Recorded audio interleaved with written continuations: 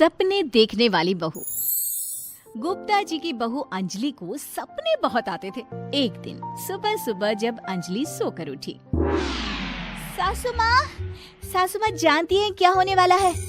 अरे क्या हुआ, फिर से कोई नया सपना देख लिया क्या? हाँ सासू माँ, बहुत जोर से बरसात आने वाली है। आज कोई कपड़े मत धोना, सूख नहीं पाएंगे। अरे बहू, बाहर तो इतनी तेज धूप निकली पड़ी है, तुमको कहाँ बारिश नजर आ रही है? अरे मम्मी जी, मैंने सपने में देखा था बहुत जोर से बारिश होने वाली है, इसलिए बस आज कोई कपड़े नहीं धुलेंगे। अरे लेकिन इससे पहले भी तो कितनी बार तुझे सपने आए हैं, कभी कुछ सच भी होता है क्या? मम्मी जी, आप भी ना सपनों पर भरोसा करना चाहिए, भरोसा। अंजलि की सास उसकी कोई बात नहीं मानती, लेकिन उस दिन वाकई में शाम होते होते घने बादल आ जाते हैं और जोर से मूसलाधार बारिश होने लगती है। अंजलि, आज तो तुम्हारा सपना सच हो गया। बहू, आज तो तुमने सपने में बारिश देखी थी ना, और देखो सच में बारिश हो गई। लगता है अगली बार से हमें तुम्हारी बात माननी पड़ेगी। पापा जी, मैं तो हर बार ही मम्मी जी से कहती हूँ, मेरे सपने सच हो जाते हैं, बस भरोसा रखिए। कुछ दिनों के बाद, अजी सुनते हैं, मुझे ना सपना आया था और सपने में मैंने देखा कि आपकी पूरी 1 करोड़ की लॉटरी लगी है। अरे कभी कभी सपना सच होना सही बात है, लेकिन हमेशा ऐसा नहीं होता अंजलि। और वैसे भी लॉटरी लगने ही वाली है तो अच्छी बात है ना। मैं तो कहती हूँ, हम वो बड़ा सा घर खरीदने वाले थे ना, आज ही चलकर उसको फाइनल कराते हैं। अरे वाह वाह, हाथ में पैसा नहीं और बड़ा घर खरीदना है। अरे मम्मी जी, बताया ना आपको, मुझे सपना आया था कि हमें 1 करोड़ की लॉटरी लगने वाली है। देखो बेटा, ये पैसों का मामला है, इसमें किसी तरह की रिस्क नहीं लेनी चाहिए। और जब तुम्हारा सपना सच हो जाए तब तुम घर खरीद लेना। मम्मी पापा ठीक है अंजलि, अभी इतनी जल्दबाजी करने की क्या जरूरत है? मैं कुछ नहीं जानती, मुझे वो घर चाहिए तो चाहिए। और आपको प्रॉब्लम क्या है? कुछ दिनों में तो पैसे आने ही वाले हैं लॉटरी से। हाँ तो जब पैसे आ जाएंगे तब खरीद लेंगे ना। पर हमारी अंजलि खाना पीना छोड़कर जिद पकड़कर बैठ जाती है। आखिर मजबूर होकर अंजलि के पति को उस घर को बुक कराने के पैसे देने पड़ते हैं। कई दिन बीत जाते हैं, लेकिन अंजलि के पति की कोई लॉटरी नहीं लगती। कुछ दिनों के बाद, तुम्हारे सपने के चक्कर में तो सब खराब हो गया अंजलि। ना लॉटरी लगी, ऊपर से बेकार में ही सारी जमा पूंजी उस घर को खरीदने में खर्च हो गई। थोड़े दिन तो इंतजार करो, अब ऐसा थोड़ी ना होता है कि आज सपना आया और कल आपकी लॉटरी लग गई।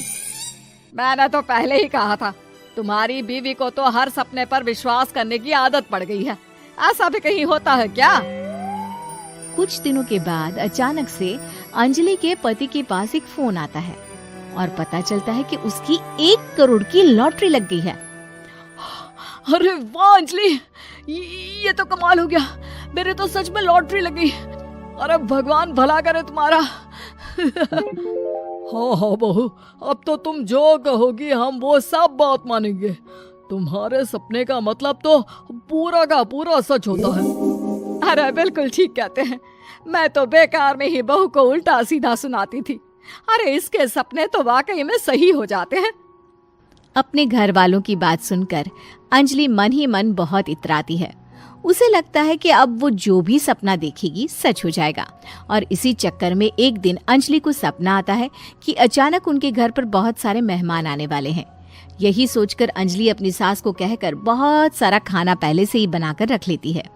सुबह से शाम हो जाती है। हमने इतना सारा खाना बना लिया, लेकिन हमारे घर तो कोई मेहमान आया ही नहीं। हाँ मम्मी जी, अब तो रात होने आई है, लगता है ये खाना हम लोगों को ही खाना पड़ेगा। गुप्ता जी का परिवार पूरे 2 दिन तक उस खाने को खाकर खत्म करता है, लेकिन अंजलि की अपने सपनों पर भरोसा करने की आदत इतनी जल्दी छूटने वाली कहाँ थी। एक दिन अंजलि की सास अपने किसी रिश्तेदार के घर जाने के लिए कहती है, अरे अंजलि बहू, मैं जरा 2 दिन के लिए बुआ जी के घर जा रही हूँ। देखो तुम पीछे से घर को अच्छी तरह संभाल लेना। हाँ ठीक है मम्मी जी, आप चिंता मत करिए, मैं सब कुछ अच्छे से संभाल लूंगी। बहू, वैसे तो तुम सब कुछ बहुत अच्छे से ही करती हो, लेकिन देखो ये जरा ना सपनों पर भरोसा थोड़ा कम किया करो बेटा। क्या मम्मी जी, मेरे इतने सारे सपने तो सच हो जाते हैं, उसके बाद भी आपको शक ही रहता है हमेशा। अरे बेटा, कभी कभार की बात अलग है, लेकिन हमेशा इन बातों पर भरोसा करना बहुत बड़ा नुकसान भी करवा सकता है। तुम्हें इस बात को समझना चाहिए। ठीक है मम्मी जी, समझ गई। अब आप आराम से जाइए, मैं सब कुछ बहुत अच्छे से कर लूंगी। अंजलि की सास बुआ जी के घर चली जाती है। उसके जाने के बाद अंजलि एक दिन सुबह सोकर उठती है और जोर जोर से रोने लगती है। अरे क्या हुआ अंजलि, तुम रो क्यों रही हो? बहू सब ठीक तो है ना? क्या कोई बुरा सपना देखा? अरे पापा जी क्या बताओ, मम्मी जी नहीं रही, वो हम सबको छोड़कर चली गई।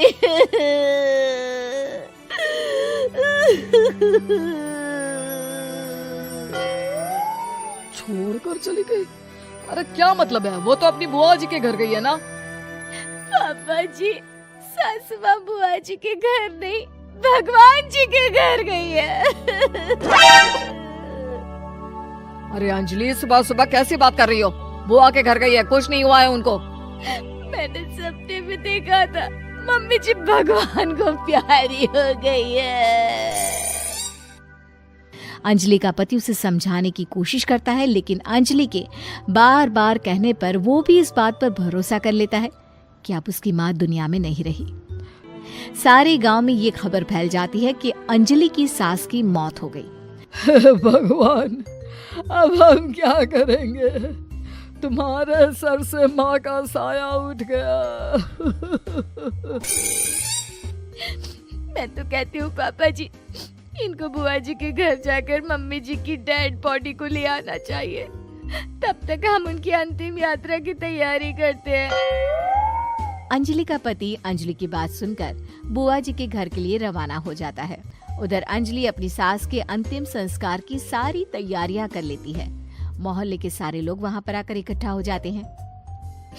बहुत बुरा हुआ, मेरी सास मुझे बहुत प्यार करती थी, बुआ जी के घर गई थी। अरे हमको क्या पता था कि भगवान जी के घर जा रही है।